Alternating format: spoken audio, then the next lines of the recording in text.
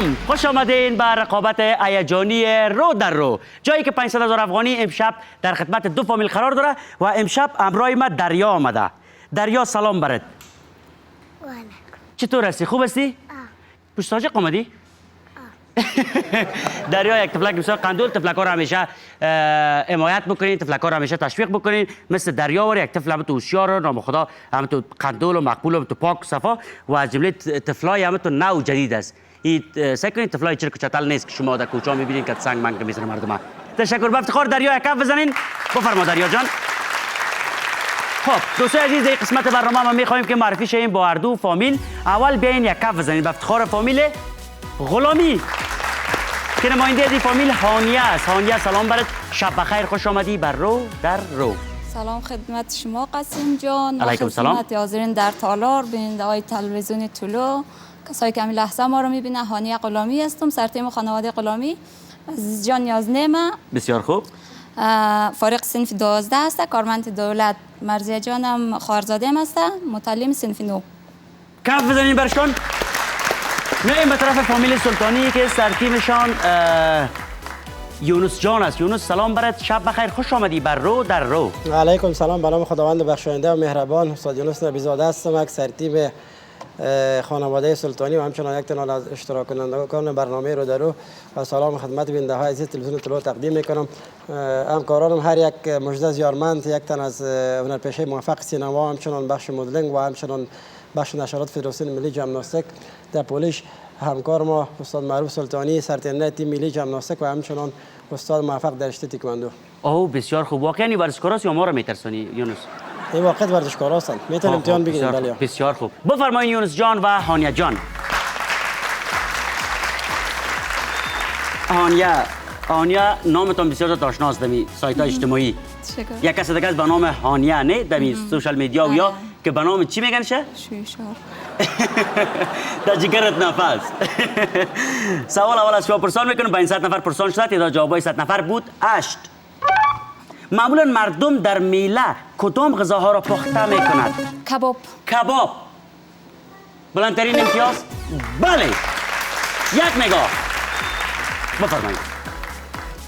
معمولا در میله جایا عزیز مردم کدام غذا را پخته میکنند؟ بولانی.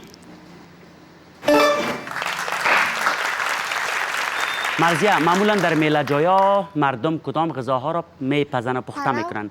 پلو. بله قابلی. هانیه جان، معمولا در میله جایا مردم کدام غذا را پخته میکنند؟ چپس.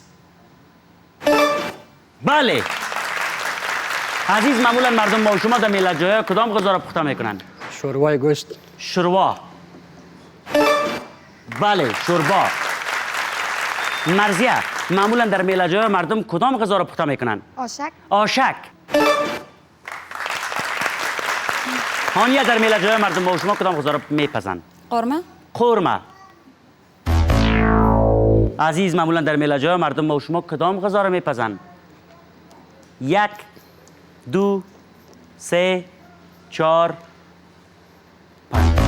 مشوره. فامیل سلطانی، مرزیه، در میله جایا مردم با شما کدام غذا را پخته میکنند و میپزند؟ چپلی کباب. معمولا در میله جایا مردم با شما معروف جان کدام غذا را میپزند؟ کرایی. مجده؟ منتو. یونس؟ کرایی.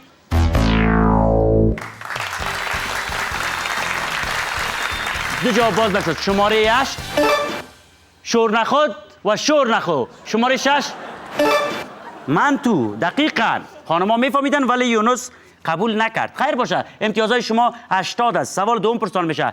بفرمایید عزیز و مجده. این هم سوال دوم از شما پرسان میکنم. با این 100 نفر ما پاسخ گرفتیم. تعداد جوابای 100 نفر بود 7. یک آله موسیقی را نام ببرید که بیشتر در آهنگ‌های غمگین از آن کار گرفته می شود. رباب. بله. اما مجده، امتیازهای بلند میتونی پیدا کنی. یک آله موسیقی را نام ببرید که بیشتر در آهنگایی که غمگین است از او کار گرفته میشه. گیتار. بله بوده. اما بازم رباب امتیازات بلند است. بله. به طرف فامیل سایکو بفرمایید.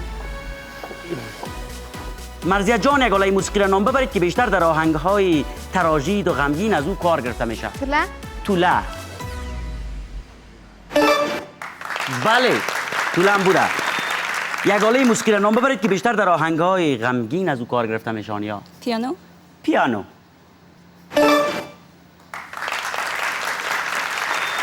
یک آلای موسیقی را عزیز نام بگید که بیشتر در آهنگ‌های غمگین از او کار گرفته میشه. دنبوره. شاید هم باشه. مرزی یک آلای موسیقی را نام بگید که در آهنگ‌های تراژید و غمگین استفاده میشه.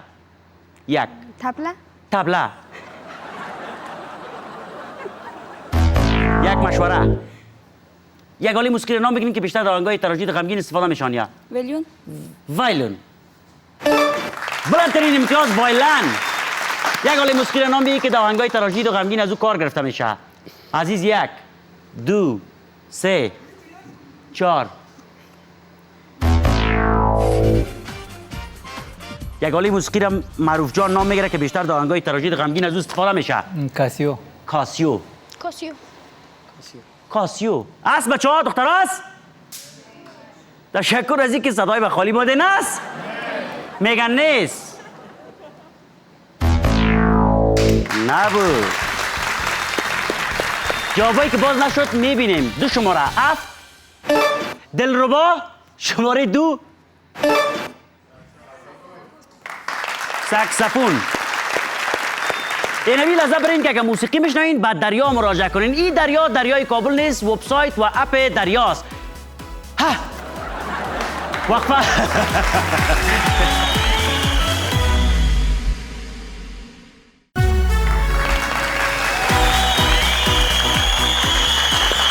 خوش آمدین دوستان عزیز. مرحله اول و مرحله نمره برنامه رو در رو امشب ادامه دارد. 2 سوال باقی مانده تا 300 امتیاز یک فامیل پوره بکنه. برنده مرحله اول 2 موبایل و 10,000 شوه. ولی فعلا با انرژی باشین. پس برای شما پیشنهاد میکنم از اکسبول انرژی درینک استفاده بکنین. اکسبول دارای ویتامین های گوناگون میباشد. سیستم عصبی و سیستم ایمنی بدن شما را تقویت میکند. با اجازه شما ما یک شپم اگه اجازه باشه که بگیرم.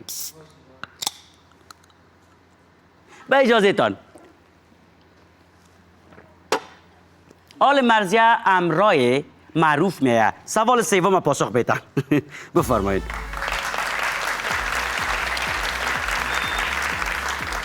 سوالی را که از شما پرسان میکنم. 500 نفر ما پرسان کردیم. تعداد جوابای 100 نفر بود 5. آماده هستین؟ بله. وسیله نقلیه را نام ببرین که از نقل گرفته شده باشد.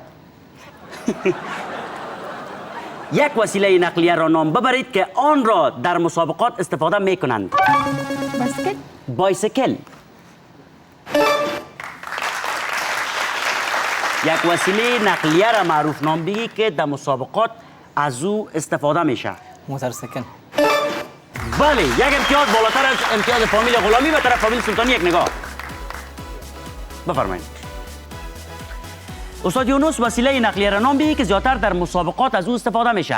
موتر. بله. وسیله نقلیه را نام بگی که زیادتر در مسابقات مجده از او استفاده میشه. اسب. اوه. خوبش بوده. وسیله نقلیه را نام بگی که در مسابقات از او استفاده میشه. شتر.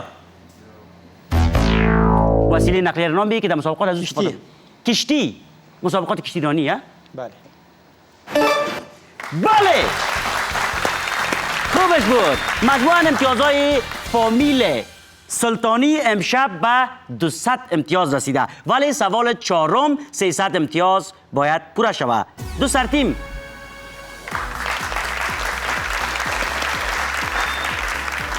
این سوال با مذاق نمیکنم. 500 نفر سوال 4 پرسان کردیم. تعداد جوابایشان بود 4. آماده هستین؟ بله. چیزی را نام ببرید که در هنگام چیزی را نام ببرین.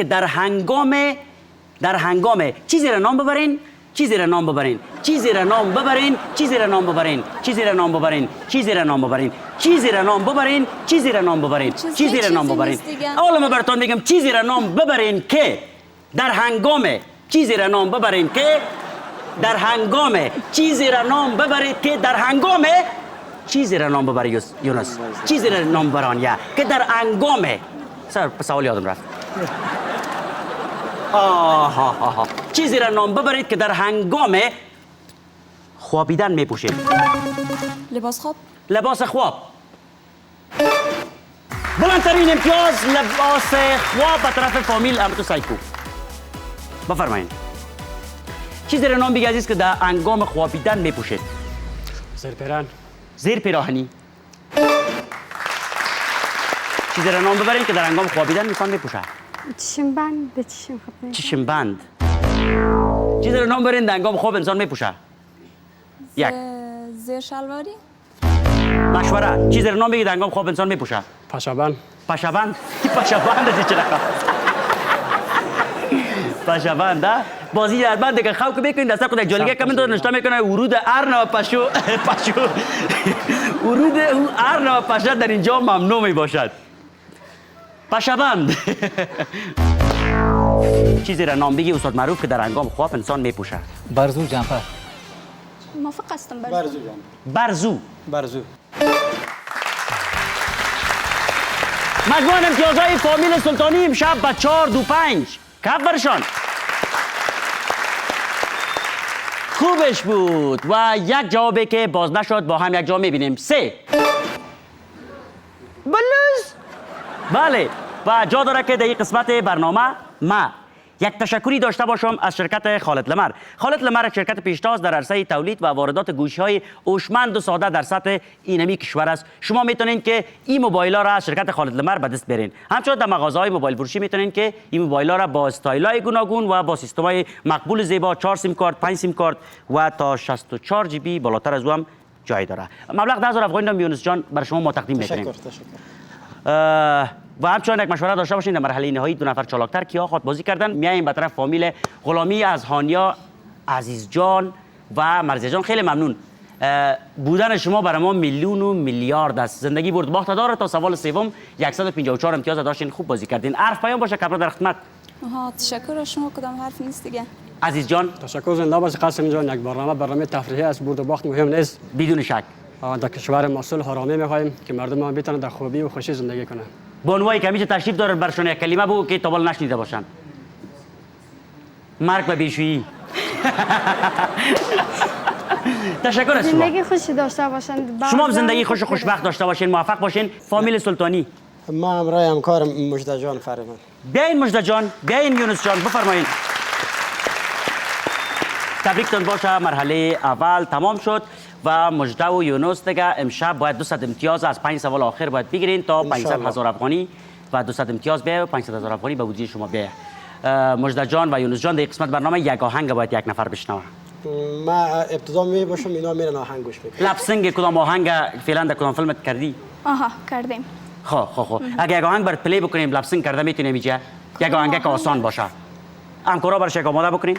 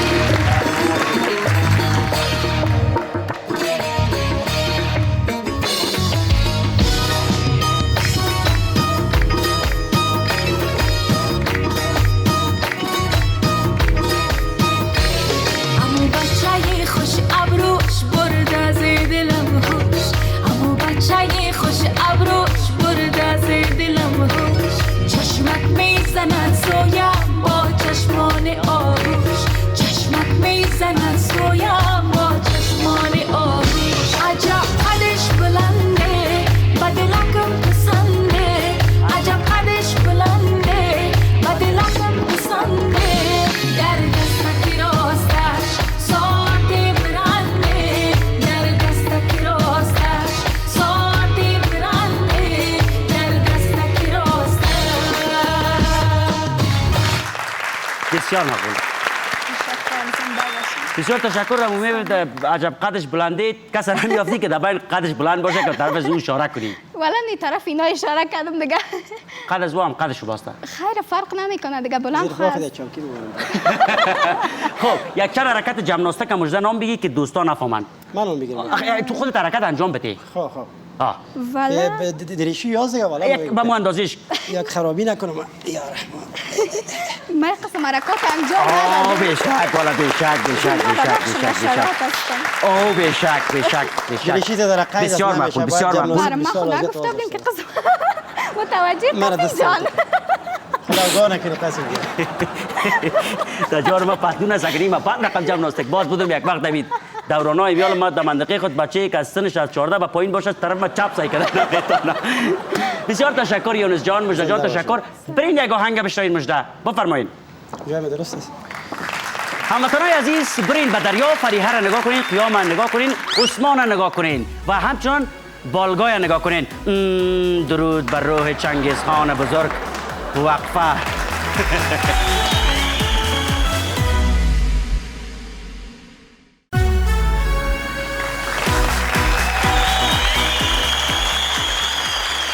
سلام هموطنان عزیز، چی حال دارید؟ صبتان خوب است؟ بخیر هستید؟ خواستم شما رو سپرایز بکنم. مرحله نهایی برنامه رو در روی امشب با استاد یونس بزرگوار انجام میشه. 5 سوالی که از یونس جان پرسان میشه و 20 ثانیه که بر شما زمان داده میشه. در جریان 20 ثانیه کدام جواب سوال در زیر نامت مرا بگو بگذر من میگذرم. ثانیات باقی پس دوباره پرسان میکنم و فعلا مجده جانم آواز ما رو نمیشنن، اونا رفتن که یک آهنگ بشنون.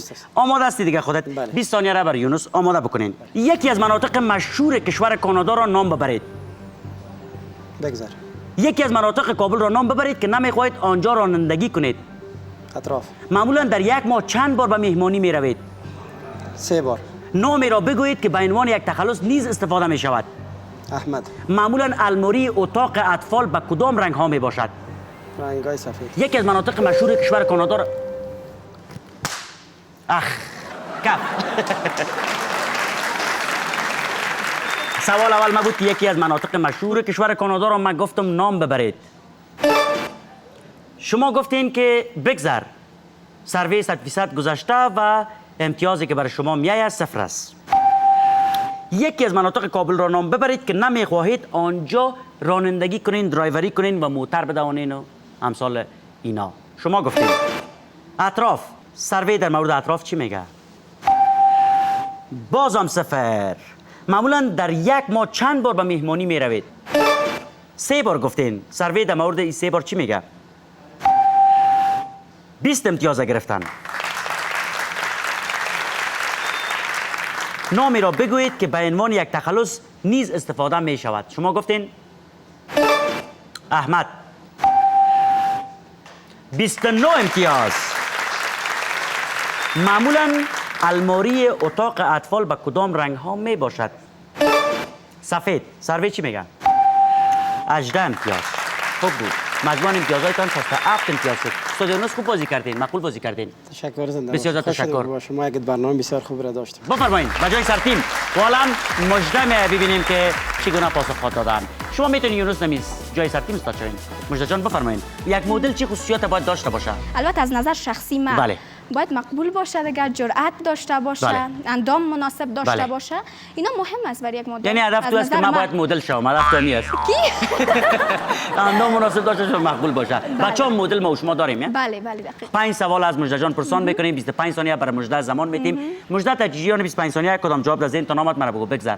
ثانیات باقی بود پس دوباره رو پرسان میکنم. جواب تکراری را بگویی یا آواز میشنوی. دفعتا جواب خود تغییر بدی. آماده کنین 25 ثانیه را برشان.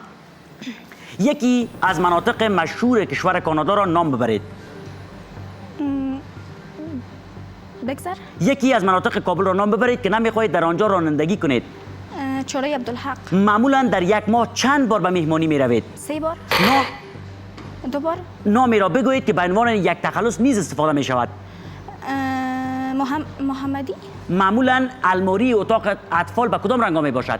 نارنجی. یک منطقه مشهور کانادا را نام بگی. بگذر. بفرمایین. کف ورشان. سوال اول ما بود که یکی از مناطق مشهور کانادا را نام بگیرین. شما گفتین بگذر. سروی هم گذشته و بازم 0. ولی بلندترین امتیاز از این ونکوور بود. ونکوور کانادا. یکی از مناطق کابل را نام ببرین که نمیخواین در اونجا رانندگی کنین. چهارراهی عبدالحق گفتین خو جایی نیست که نوشته شوه. چهارراهی عبدالحق میبینید. 12 امتیاز. ولی بلندترین امتیاز از جایی که ازدحام است. دی افغانان اگر چه کل جای بیربار است. در چرای افغانستان عبدالحق هم خوب ازدحام خوب ازدحام است واقعیتم و همچنان از موتر کرده در افغانستان کراچی زیاد است. بله دقیقاً. سلام به کسایی تقدیم میکنم که کراچی دارن. تشکر از اینکه سر کار بند کردین. معمولا در یک ماه چند بار به مهمانی میروید؟ شما گفتین 2 بار. سروی چی میگه؟ 15 امتیاز. بلندترین امتیاز از این 4 بار بود. نامی را بگویید که به عنوان یک تخلص نیز استفاده می شود. شما گفتین محمد. سروی چی میگه؟ 22 امتیاز. ولی بلندترین امتیاز قبلا گفته شده بود احمد بود. درست؟ معمولا الماری اتاق اطفال به کدام رنگا می باشه؟ نارنجی. سروی چی میگه؟ 10 امتیاز. ولی بلندترین امتیاز از این گلابی ها که گلابی بود. 126 امتیاز تونستین که بگیرین. خوب بازی کردین، مقبول بازی کردین مجدا جان. همیشه موفق باشین، کامیاب باشین. همیشه همتون مدل باشین و تر تازه و خوش باشین. سلامت. حرکاتتان ژیمناستیکی، ورزشکار باشین. تشکر. موفق باشین. سلامت. کدام آرزو بر من داری مجدا؟ والا آرزوی ممی است صاحب خوشو شوی دیگه.